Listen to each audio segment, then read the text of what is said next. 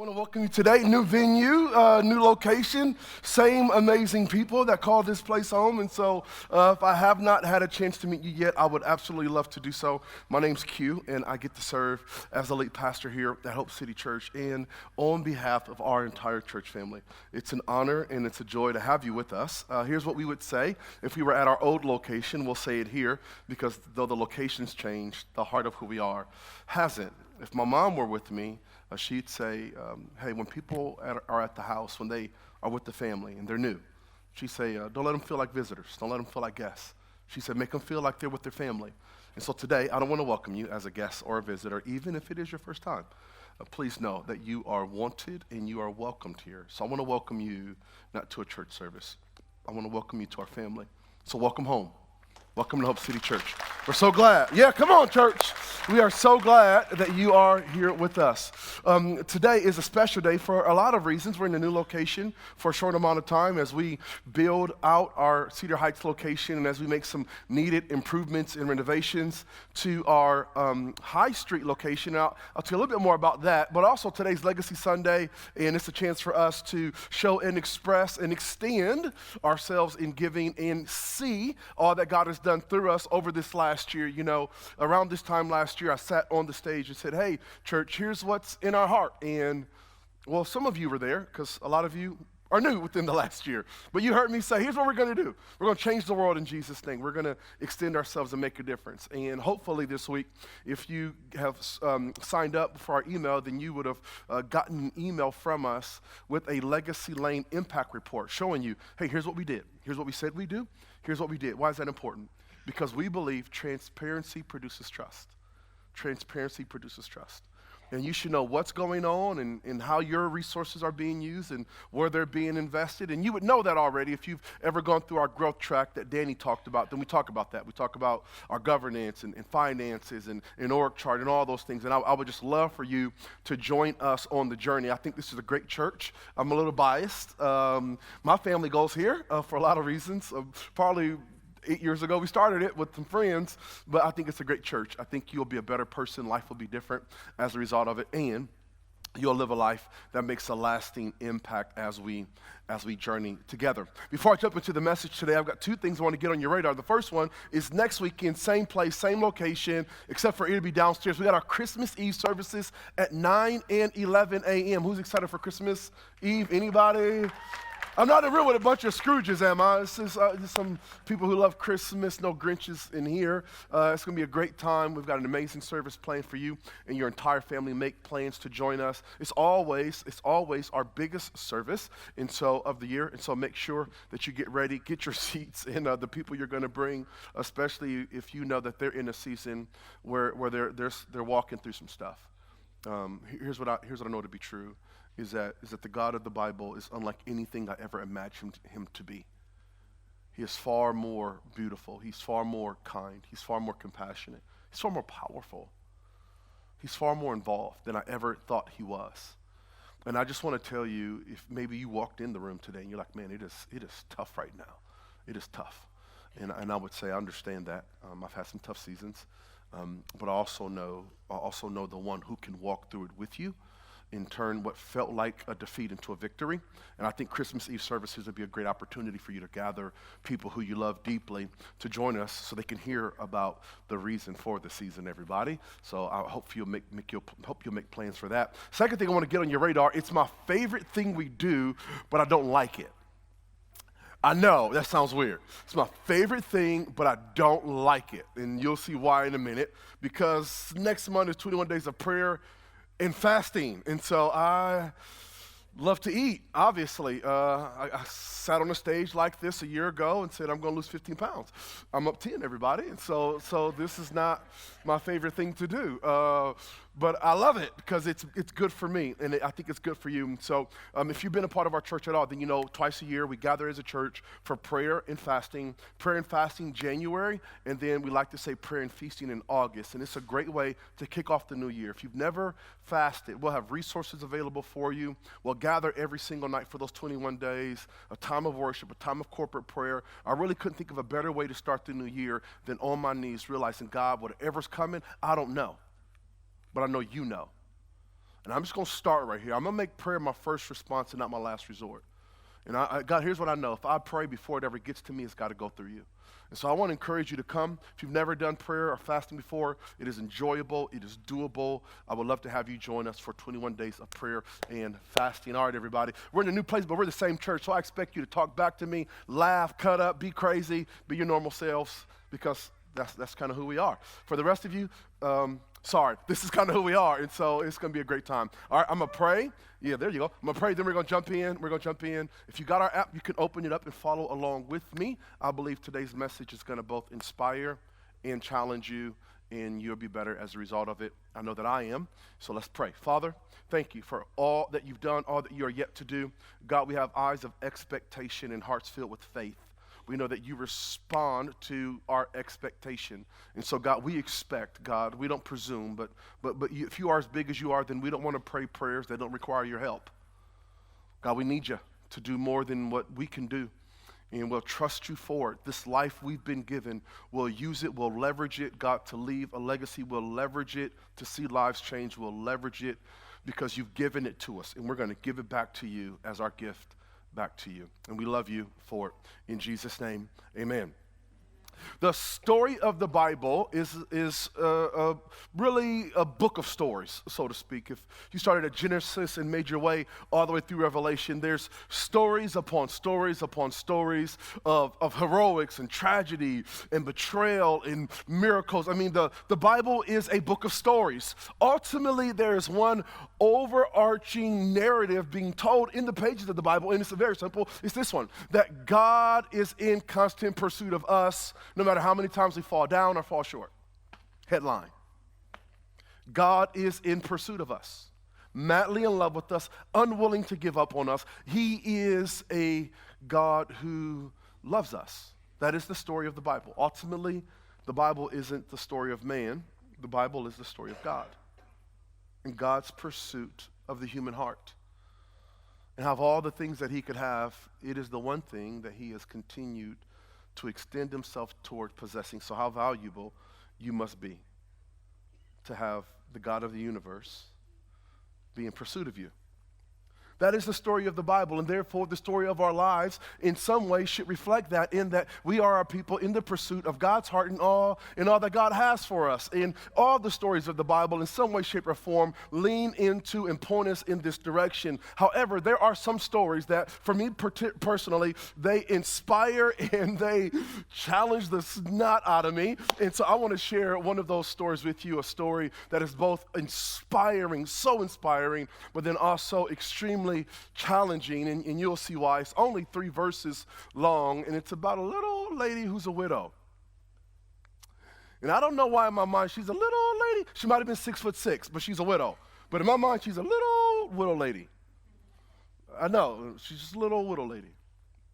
In the story, Jesus will say, he will stop everything and draw the attention of his disciples toward this one person. He'll go, hey, wait. There's a lesson here I don't want you to miss. And you'd imagine it could have been some hero, some soldier, some pontiff, some aristocrat, some brave battle that he could have said, look on display, a life worth following. But it's not, it's little widow lady. He says, look at her life. And her life inspires and it challenges me to consider, what will he say about me when my life is all said and done? If I'm strong, maybe I'll get 70 years. If I'm blessed, maybe he'll let me see 80. My wife's grandma, Hildegard Schneider, is her maiden name, good old German. She said, at 90, they ought to cut my lights out, is what she said. That was on me for you. And actually at 93, she went to the hospital and they said, do you want us to resuscitate you? She said, no, cut my lights out. And 2 hours later, she died. It's a true story. Only person I ever know who both lived and died on their own terms. It was fascinating to be in the wake of the force of Hildegard. It was a beautiful thing. And so I'm looking at my life because I'm at the halfway point. And I'm wondering what will be said of me when my time comes. And as a matter of fact, yesterday I spent some time in the graveyard of people that I didn't know. I'm not weird. Um, Sometimes you gotta walk among the dead to be reminded why you're alive. And while I was there, I came across a tombstone. I didn't know anyone in this graveyard, but as I'm looking around, I see a tombstone in the ground. It's got two girls' names on it. It's a burial site for two people, and both girls had different last names. But they were born in the same year, and they died 3 years apart. They were born 1839. And the way the graveyards work around here is that they're old, like, township, graveyards. And so it would have been these girls who grew up in this neighborhood where I was at here in town. And it said on the tombstone their names with the day they were born, like 1839, and then the day they died, which is, the early 1900s. And then on the bottom, it says, buried in India. Excuse me, no, it said missionaries underneath that, buried in India. And these two girls from small town Waterloo, Iowa, in their 20s, packed their bags in the 1800s. Got on a plane or by boat, went to India, and never came home again. And I thought, that's legacy right there. That's a legacy life right there. A life that was leveraged, not just for the here and now, but a life that stretched and bent the arc of eternity. And then some 100 years later, plus, a young kid from Waterloo is reading their gravestone, being inspired and challenged again, and they've been gone a long time. And that's what this story does for me. It bends my heart in that direction. It's the story of the widow's mite. In the Gospel of Mark chapter 12, says this. Jesus sat down near the collection box in the temple, and he watched as the crowds dropped in their money. I find that just fascinating. He's watching people bring their offering. I don't know if you ever thought about that. The Lord's watching me bring my offering. It just caught me. It says, and many rich people put large amounts in. And then a poor widow lady, this is a poor little widow lady I was talking about. Then a poor widow came and dropped in 2 small coins. And then at that moment, Jesus called his disciples to him and said, I tell you the truth, this poor widow has given more than all the others who are making contributions. For they gave a tiny amount or a tiny part out of the surplus, but she, this poor widow lady, poor as she is, has given everything she had to live on. And it just struck me at that moment. This is a life worth living and telling the story about. A life that both inspires and challenges me. Now, don't get me wrong. Jesus isn't propping up poverty as a means of godliness, that if you gave everything, then God will finally love you. No. Jesus has already paid the price. You're already accepted into the love of God. I need you to see that this woman isn't giving to get God's blessing. She's giving because she knows she has God's blessing. And nor is Jesus propping up prosperity as a plague or something to be avoided, because nor does he ever tell anyone, all of us, to give up everything we have. He only says it to people who realize that money has them. To them, he says the thing in the way of you and me is what you have. And so I just want you to hear, Jesus isn't propping up poverty, and he isn't tearing down prosperity. He isn't doing either one. That's not the focus. Actually, there's some lessons in her life. I want you to see. I want you to grab them. I want you to hold on to them. Because this life, the waves they are going to crash up against you. And if you don't have something greater than your own happiness to hold on to, you will drown in your own misery chasing happiness. And I want you to grab onto something greater than you. If this poor widow lady and all the things that were happening said God is worth my all, then I think there's something to pay it. Jesus could stop his disciples and go, hey, watch this right here. Pay attention. If we were there that day, he would say, hey, look at this. Look at this. You see this? There's thousands of people in this place, and he goes, her. She gets it. I want you to win. All right? You're going to die one day. Okay, newsflash. I don't know if I told you that. I did a funeral a couple weeks ago for a woman named India, part of our church family. I've never in my life had to do 2 funerals for one person in a day. We filled up 2 churches for one person. I was talking to her husband and her friends about, her last moments, and I just said, how was she? Was she nervous? Was she afraid? Was there anything that you can tell me? And they said, she had so much peace. Like she was aware that her time on this earth was passing, and she had so much peace. And before I knew it, I said, it's easy to die when you know that you've lived well. When you don't have regrets. Not meaning because you didn't ever make mistakes. That's not what I mean. I mean, knowing I have given the full measure of my life to the people that mattered most, and to the Creator who made me. There's a resolve you have that there's nothing else that I can do than what I've done. And that, to me, that's what it means to win. And I want you to win. And so there's some lessons in our life I want us to look at. Then I'll tell some stories about what y'all have done to make a difference, and just to say thank you for what you've all done, and share some vision for what God's up to in our church family. But I do want to just lean into a little bit of a message type and just look at some things. Is that okay if I do that, everybody? Can I just lean in? Y'all still with me? Y'all still with me? Y'all still with me? Everybody still with me? Okay, I just want to make sure you're here. Just make sure you're here. Okay, so here's a few things that, as I look at her life, that I see, that I just go, you know what? I think that's right. That if I'm gonna aim the arrow of my life somewhere, I think this is a good direction. And one of the things we see from her life is that generosity, it actually doesn't begin with what's in your hand, but it actually begins with what's in your heart. Let me say it this way. If God gets your heart, you'll give him everything in your hand. You'll give him your marriage. This is a problem. Your marriage is struggling because you think it's your marriage. You think the problem is your wife. You think the problem is your husband. You think the problem that you think the problem is that you don't make enough money. You think the problem is that this is second marriage. That's what the real problem is. He's blaming you for what his first wife did. I know you think the problem is that you're trying to control it. A generous heart, a heart that's overflowing and abundant, it doesn't begin with what's in your bank account. It doesn't begin with your surplus. None of that. It's all about, it's not what's here. It's not who's closest. It's a matter of the heart and who owns everything.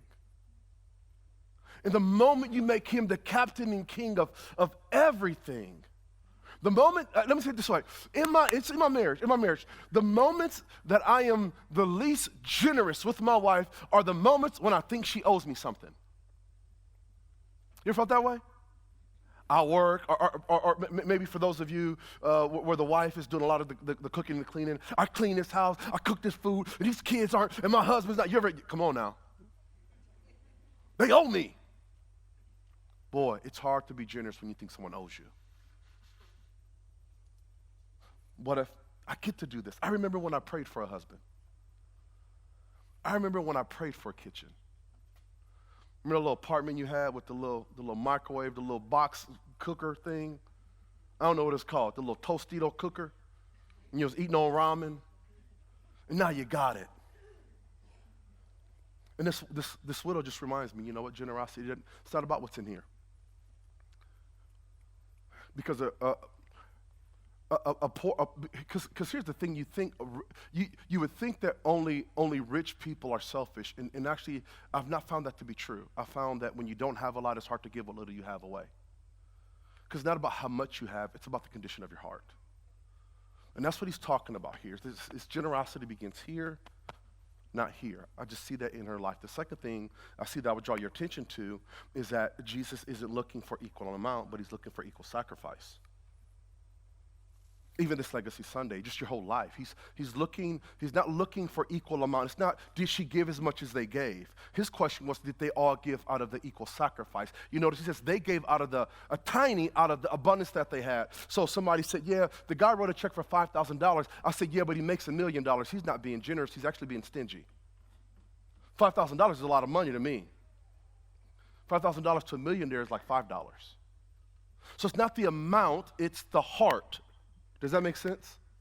I had one of our staff members literally say to me last week, she said, hey, that message on the steps, she goes, you know what? I was kind of convicted. I go, oh, yeah, why? She goes, well, because my husband and I, we've been tithing for a long time. I mean, I don't even think about it anymore. She goes, this is like paying another bill, I mean, because once you get consistent at tithing, you adjust your budget. So I don't even think about it. I'll automatically live off of 80% of my income because we give away 10% and then we save 10%. And it's not that we have a lot. Actually, we don't have as much as we could have because we choose to tithe. But it doesn't require any faith. I just do it. Here's what she says. She goes, you know what?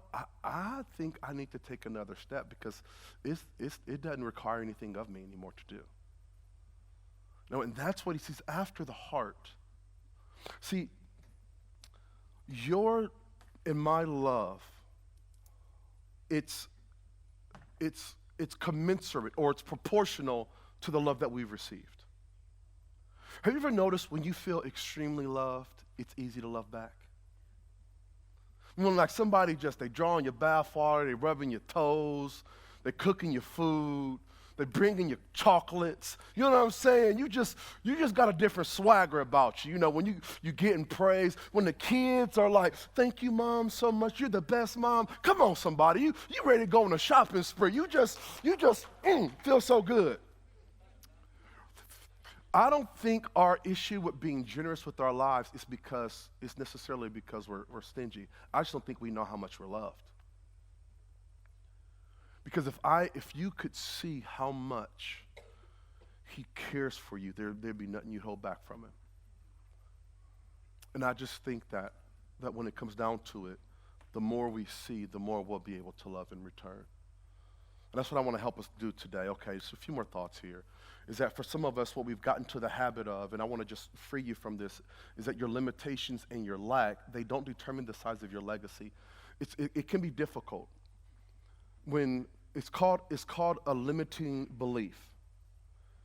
And so for some of us, we kind of minimize our ability to make a difference in the world, in our families, on our work site, in our classroom, wherever your sphere of influence is, because you're not the main boss. You ever been a second cheerleader, or you wasn't the head of the department, you were just an employee, and you had a boss that always had a bad attitude, and you had coworkers that they were cantankerous. I mean, they just always were in a nasty mood, and then you start limiting your influence to what they can do, and what they did, and what they said. It's a limiting belief, actually. Did you know that you have the ability to change the impact or the temperature of any room that you walk into? That you are the difference maker of any room you walk into? And I would just tell you, don't let a lack mindset or a limiting belief keep you from leaving a sizable legacy. The woman was a poor widow. These are two farm girls from Iowa I told you about earlier. And my fear is that there's some things God has for you, but you've already made your world too small.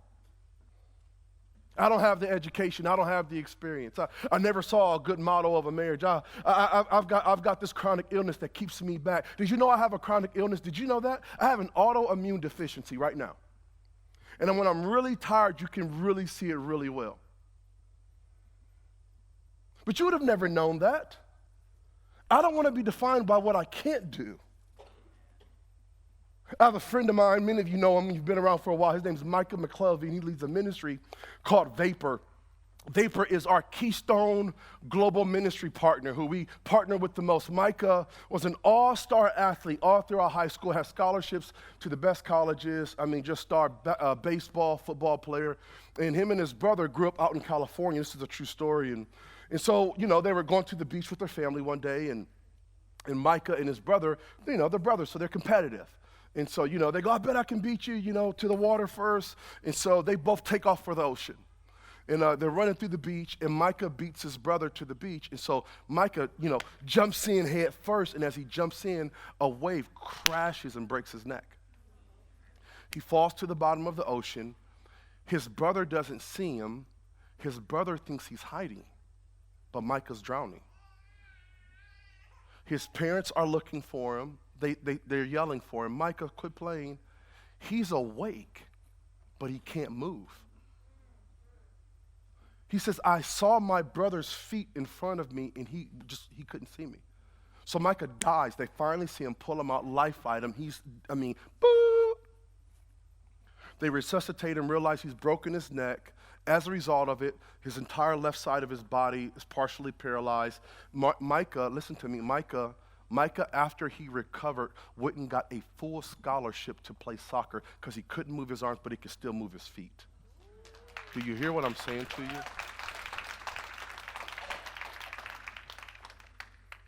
Micah then went on to move to Africa, and Micah moved to Africa and lived on $1.25 a day for a year.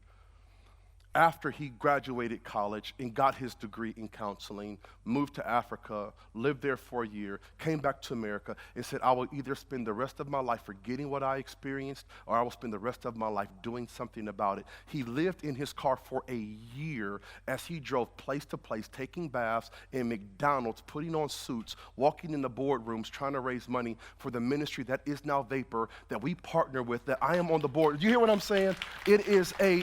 It's like a $40 million ministry that's serving millions of people in Africa and Haiti.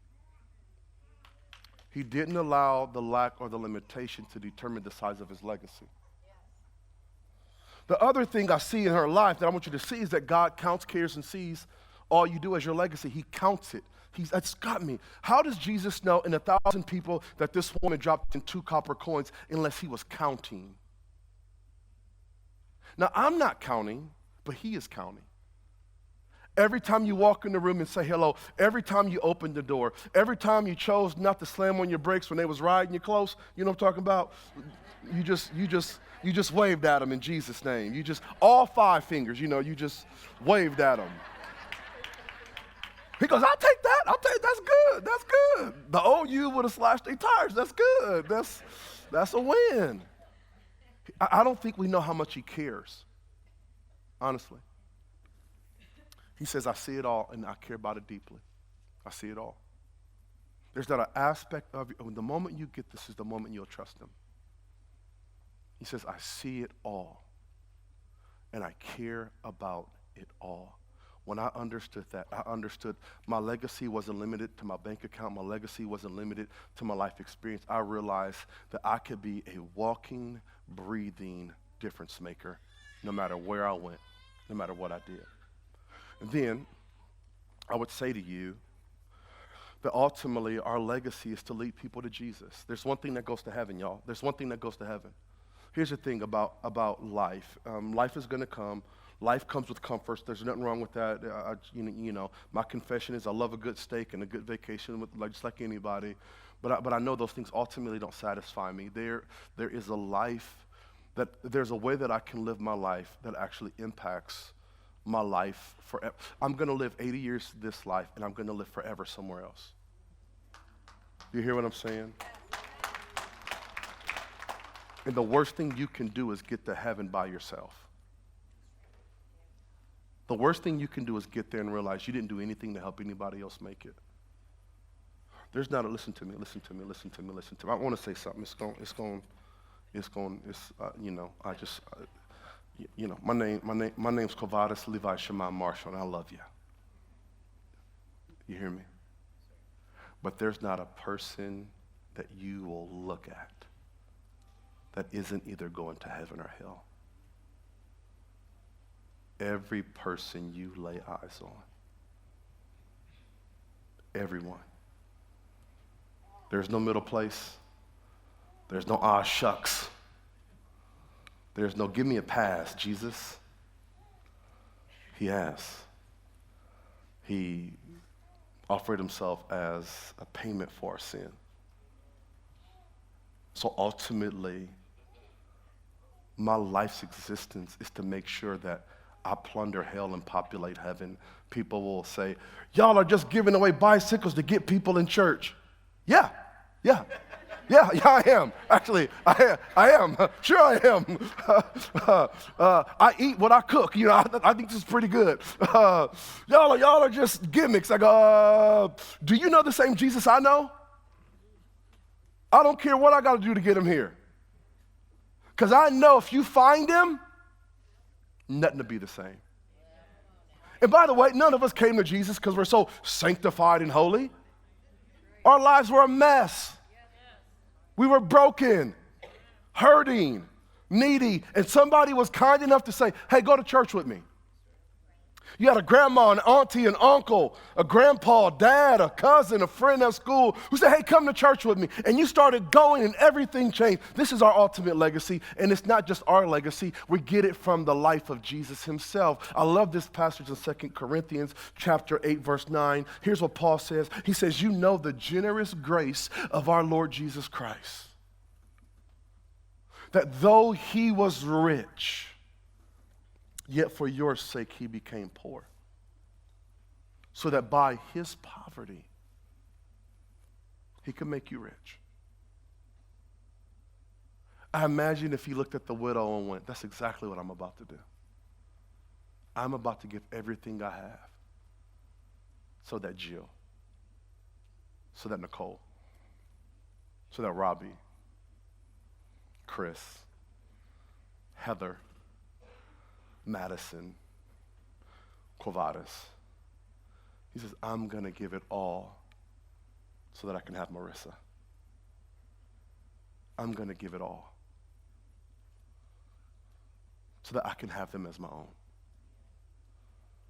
Oh, of course, if we're going to follow someone like that, we're going to be radical in our love, radical in our compassion, radical in our generosity, and anything we're willing to do what he did. So can I just show you what you've done this year? Can I just show you all a little bit? Can I just celebrate a little bit with y'all? Some of y'all, is that okay if I do that just real quick?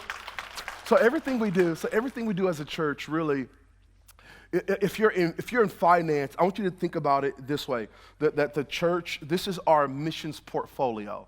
So these are the areas that we've invested in. That on your behalf, you've said, hey, Pastor Q, we're gonna entrust resources to this church. We're gonna trust God with it through this church. And I want to say, well, here's what we did. Here's what we did. And the business team and decisions are being made by different circles of influence. But I want you to see what we did. And so it's really 4 areas. You go, what is this church all about? You couldn't have picked a better Sunday. You want to know what you couldn't, I promise you couldn't have picked a better Sunday to get the heartbeat of who we are as a church. And I want to show it to you in 4 ways. Number 1 is that we are deeply committed to global issues.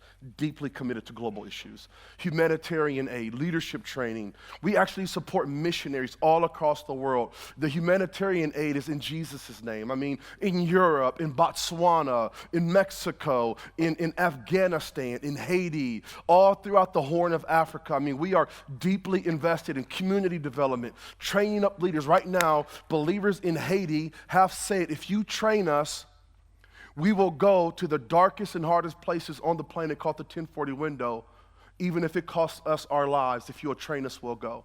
We speak the language, we're used to the climate, and we don't count our lives as anything.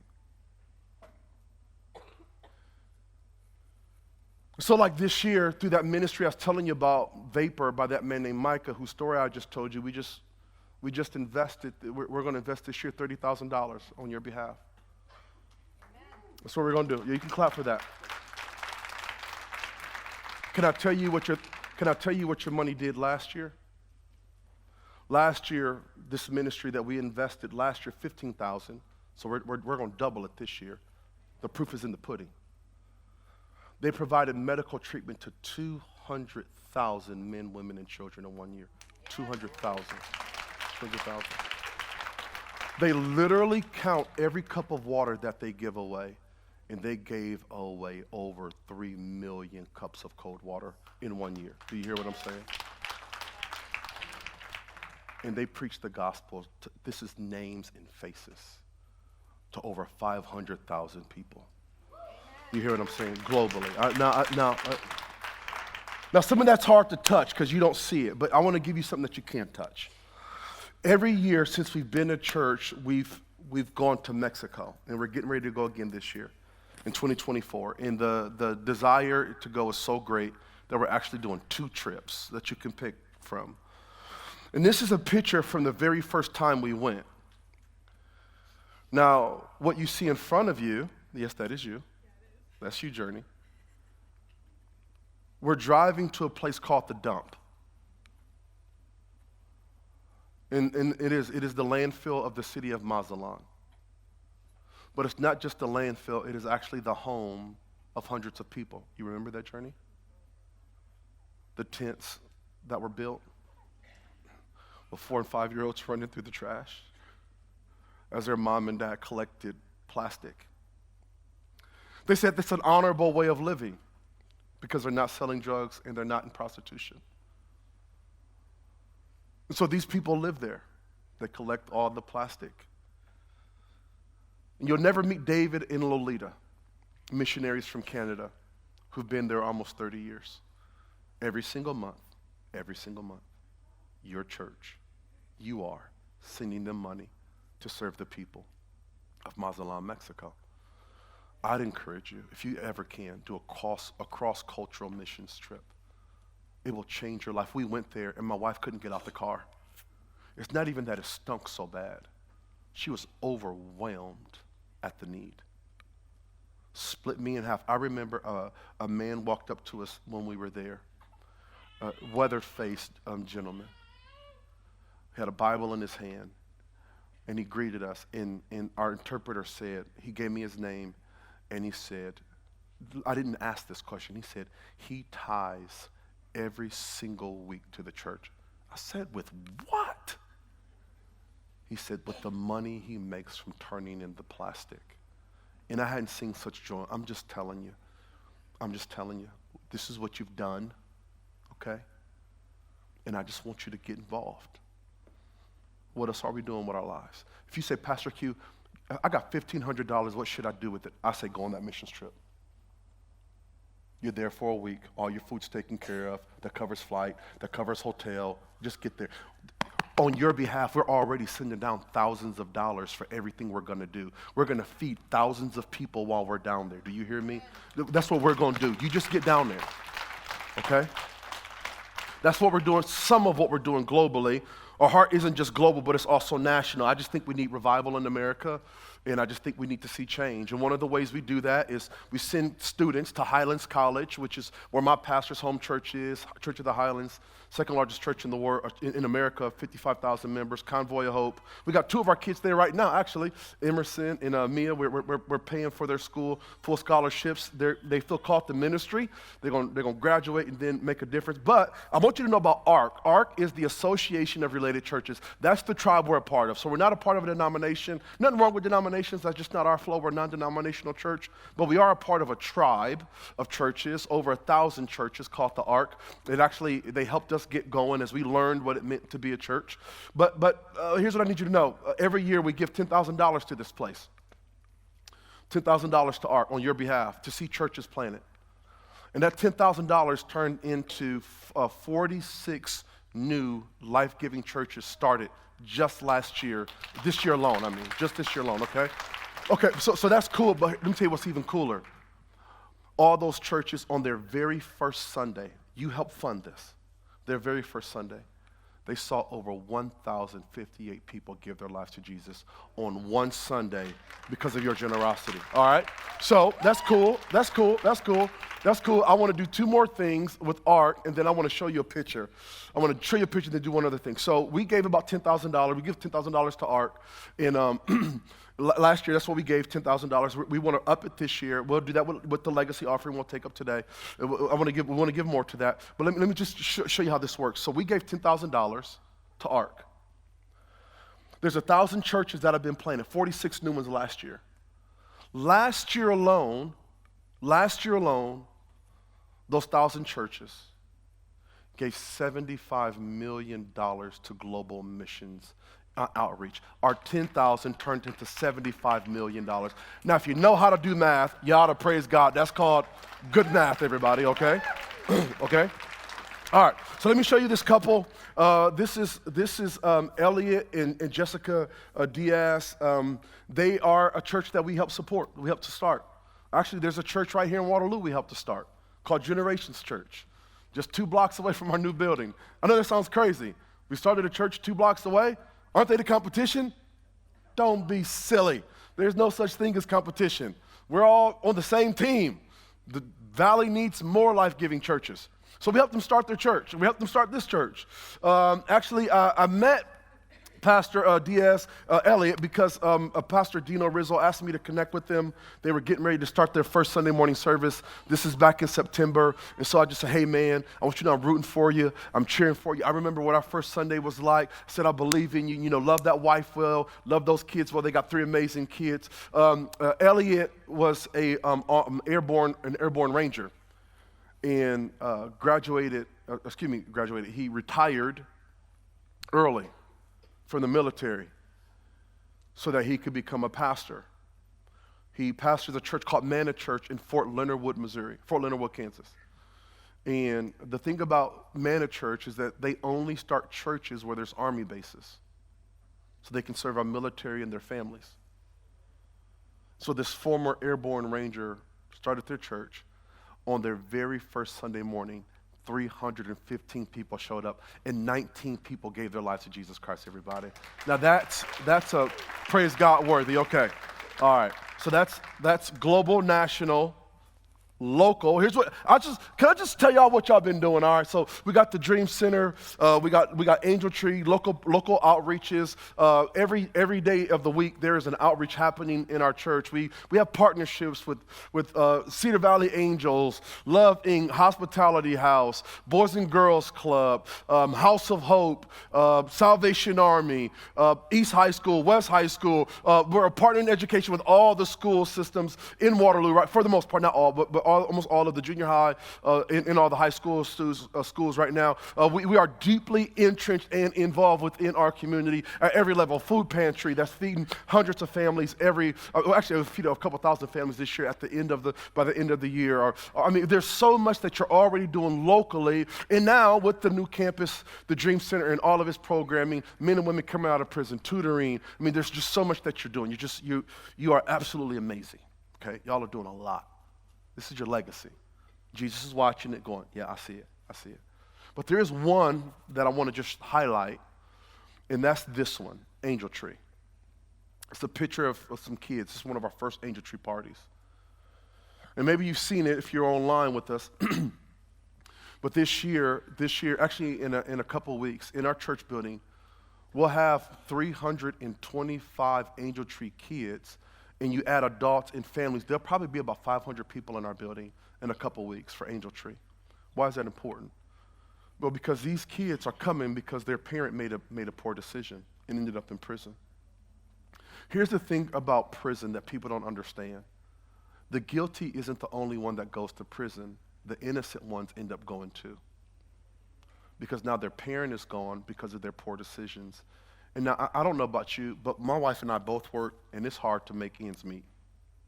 Can you imagine being a single parent, trying to take care of your kids, or maybe your grandparent taking care of grandbabies? So our church, it's what you guys have done. You took 325 kids. Each kid's getting 2 gifts. Why? Because we started asking parents, what do they want? And here's what we got. They need socks. They need underwear. Come on, somebody. They need a coat. And we said we don't want to force them to just get a gift that they need. We want to give them something fun. So we give them a gift they need, and we give them something fun. And because of your generosity, this year, there's some kids that are going to get a gift. But it ain't going to say, hold on real quick. It's not going to say, Hope City Church gave you a bicycle this year. No. We're going to say, hey, your dad wanted me to let you know he hadn't forgot about you this year. And he just asked me to give you this gift. He wants you to know that he loves you. He's getting better, and he can't wait to see you. Now that you can praise God for, okay? There's 2 quick things I want to just show you in conjunction with that. And that is, number one, there's actually a group, an MC, for parents who have children that are doing time. They just said, you know what? The parents are going through it. Not just the kids. Not just the person and not just the kids. But the parents are going through it. The second thing is in a couple weeks, we're taking our team down to Anamosa State Penitentiary. And they've asked us to come in and do a special Christmas service for the men that are in prison, to share the gospel, to sing about the love and the truth of Jesus Christ. So I ask you to pray for us as we go. And they've asked us to come back in again. They said, what church? And they said, we want Hope City Church to come back. Actually, right now, There's about 40 men who've taken over the chapel in prison, and they're watching last week's message on their own. Would you just pray that God continues to open up the heart? Prison can't keep God out. You hear what I'm saying? And I want you to just pray that God will keep opening that door for us. Okay, all right, I'm about done. Let me just kind of round it all out with leadership. And that's, this year we invested in interns and then our Forged Men's Intensive. We had about 60 men who are currently participating in any Forged men in the room? Is there any? Come on. Forged, where y'all at? Where y'all at? Y'all up in here? Okay, my brothers are up in here. So those guys are going strong. It's been 3 months. I mean, these guys are going, they have stepped into the fire. They have stepped full on into the fire, and they are being refined by Jesus. And I just want to show you, and then because his story is so inspiring and challenging and just moving personally, and that's this guy right here. The guy in the white short with the white legs. I mean, you can't see much of a difference between the shorts and the legs. I think this is April. We're just coming out of winter. I'm just joking. That guy's name's Robbie Decker. Robbie's an amazing brother in the Lord. And the guy next to him is his nephew, Pastor Drew Dolan. Drew's going to be a Waterloo campus pastor. And so, I know, that's good. Woo!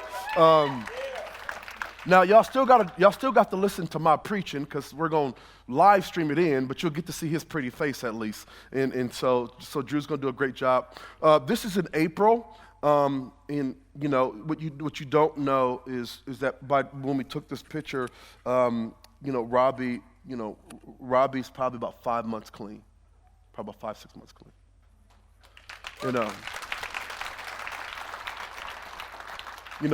But Robbie's story is that, Robbie's got a son who's passed very unexpectedly. I think he's about to have a child, or the girl was pregnant, somewhere around there.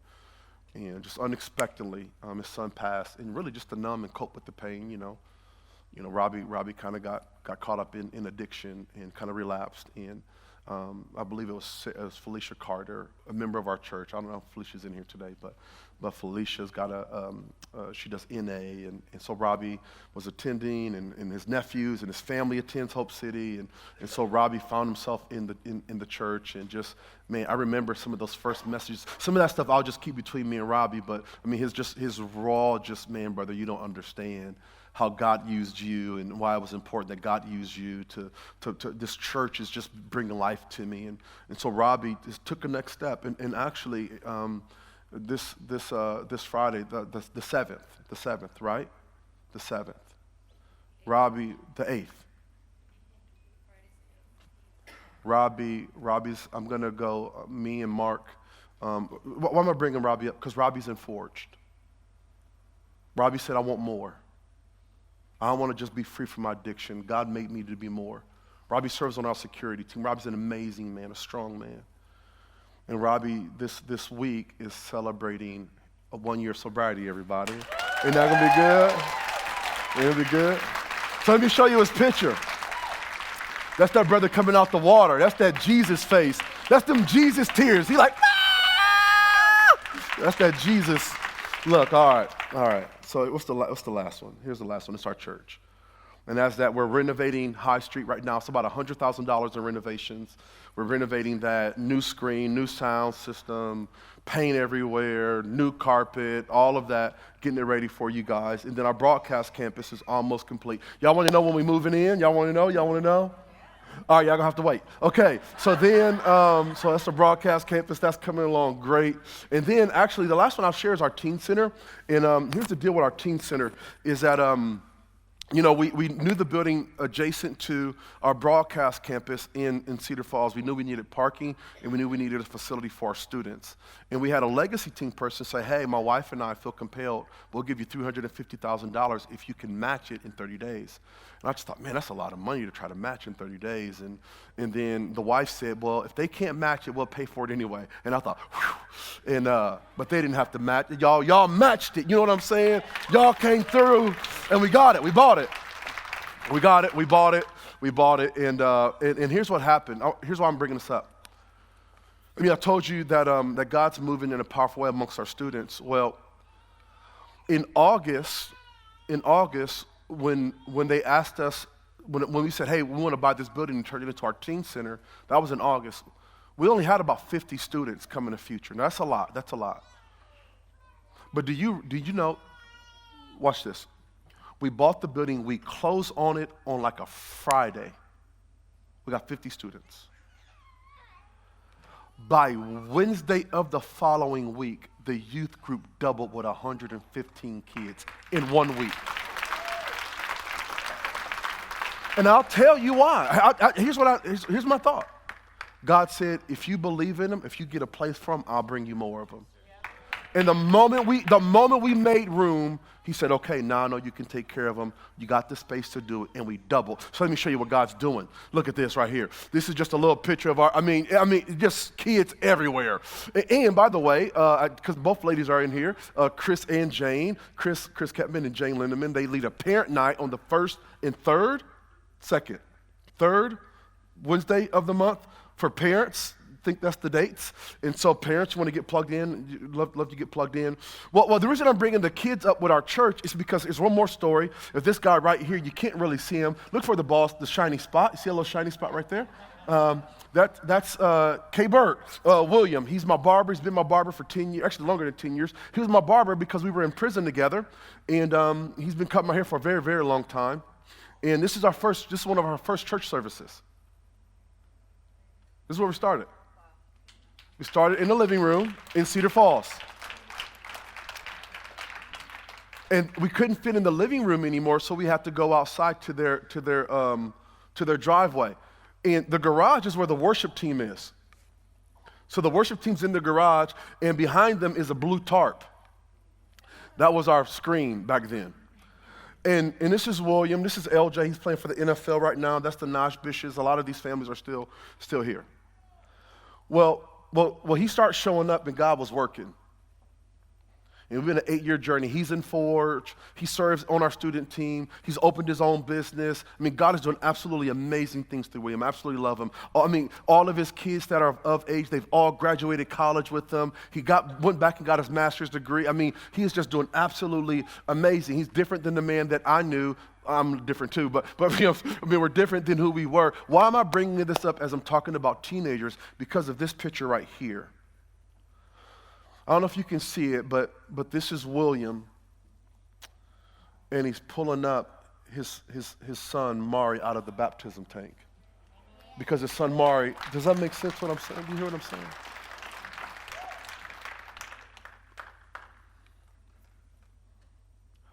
I'm dying doing this. I'm going to do this for the rest of my life. I don't know what you're going to do. I hope it show up in heaven. But I'm doing this for the rest of my life. You hear what I'm saying?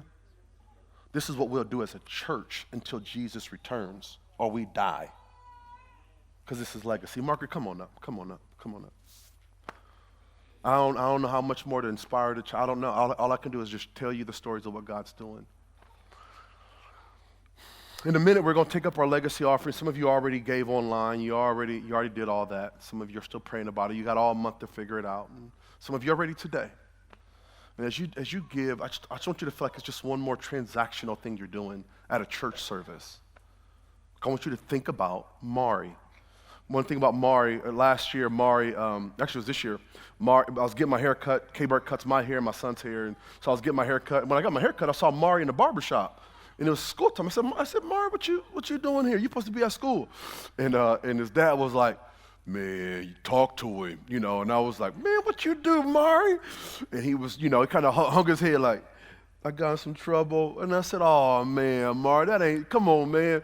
And I said, hey, K-Burt, can I take Mari with me for a little bit? And he was like, yeah, you better go do something with him before I do something to him. I was kind of like, all right, I'm going to save your bacon. You come on with me. And so we hopped in my car, took him to Chick-fil-A, and just spent, 2-3 hours just talking to him. Just, hey, y'all, that was almost a year ago. It was last year. Now Mari's gotten baptized. Mari's actually getting ready to preach a message at Future. God has just transformed. And I'm not saying, I'm not saying Chick-fil-A did it, although Chick-fil-A is a powerful weapon. But here's what I am saying. That small acts done with great love can change somebody's world. And you never know. You just never know. The person who you're talking to in the hallway here today, they might be on the verge of suicide. You just never know. You never know if that chatty Kathy in the grocery store line, when you just want to get your groceries, is so chatty because she ain't got nobody but cats to talk to all week. And she just found in you somebody who could provide some relief to her heart. You just never know. You never know what a Chick-fil-A can do for somebody's heart. It cost me $5, everybody. That's it. That's it. You never know. The truth is that what you have in your hand is what you need. It's all you need to make a difference. You don't need somebody else's gifting, somebody else's opportunity, somebody else's financial status. You don't need, no. Can I tell you why? Can I tell you why? Because of this truth, right? This is a game changer, that your life experiences have prepared you for your life's assignment. That is a game-changing truth. You think the divorce disqualified you. The fact you didn't have a dad growing up disqualifies you. The fact that you got a little mess in your history disqualifies you. Your speech impediment, your chronic illness, your upbringing, your outlook. No. You're seeing it all wrong. Listen, that's not what disqualifies you. That's actually what qualifies you, to have moral authority to speak into somebody else's pain. You think God's going to waste your trials? Your pain, suffering, the way your life turned out? No, that's your widow's mite. Will you give that to me too? Because in closing, here's what I want for you more than anything, is to know that your days are numbered, but your legacy can outlive you. Like those two missionary girls I told you about earlier. That what if I could be like Jesus and I could become poor so that somebody else could become rich? I could give of my time so somebody else felt love. I could give of my talent so somebody felt welcome when they walked through the door, or that they felt welcome when they came to the office, or the mailman, the UPS people. They put out little boxes of food for the UPS people. I mean, put a little care box out there for the, come on, y'all gotta bless the UPS man and women. Just small things can make a huge difference in somebody else's life. And that's what we're gonna do today through Legacy.